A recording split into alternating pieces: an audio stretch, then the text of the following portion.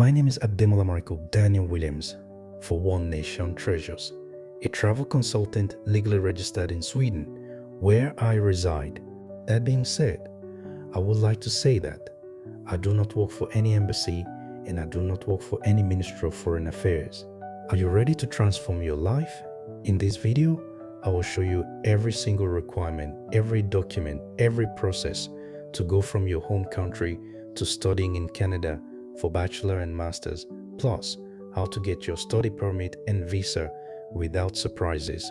Choose programs and institutions. Canada has designated learning institutions. You must apply only to designated learning institutions, universities recognized by the Canadian government to host international students. Examples include University of Toronto, University of Ottawa, McGill Queen's University, Simon Fraser University, University of Calgary, and Acadia University. Requirements vary slightly by institution. First, the application form.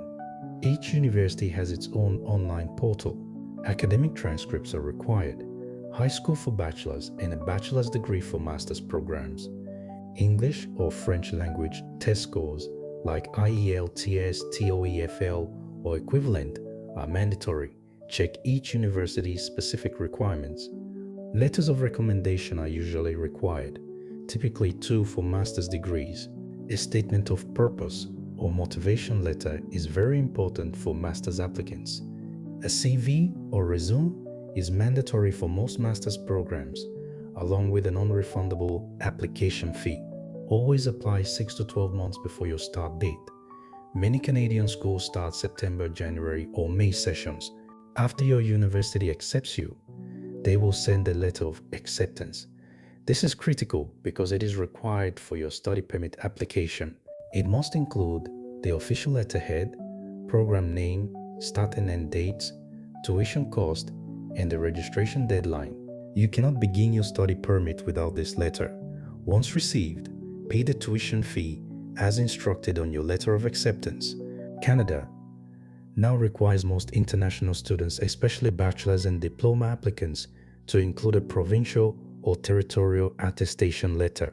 This is a letter issued by the province or territory where you will study, confirming you have a space allocated under the national cap system.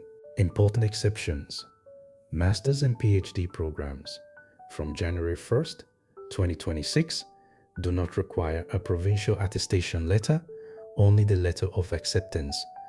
For Quebec students, you get a certificate d'acceptation de Quebec instead. It serves as your provincial attestation letter.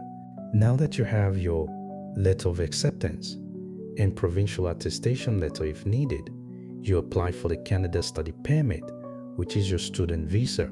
You must submit proof of finances with enough funds to cover tuition plus living expenses for the first year, typically via bank statements. Submit a letter of intent, place certificate and medical exam. Apply online through the Immigration, Refugees and Citizenship Canada portal. After approval, if outside Canada, you will receive a port of entry letter. At the airport, present your passport, port of entry letter, and letter of acceptance. Funds requirements increased in 2025. For one person, it is $22,895, increasing with family size as shown. Thank you for watching and God bless. Always remember that your greatest passport is knowledge. Bye for now.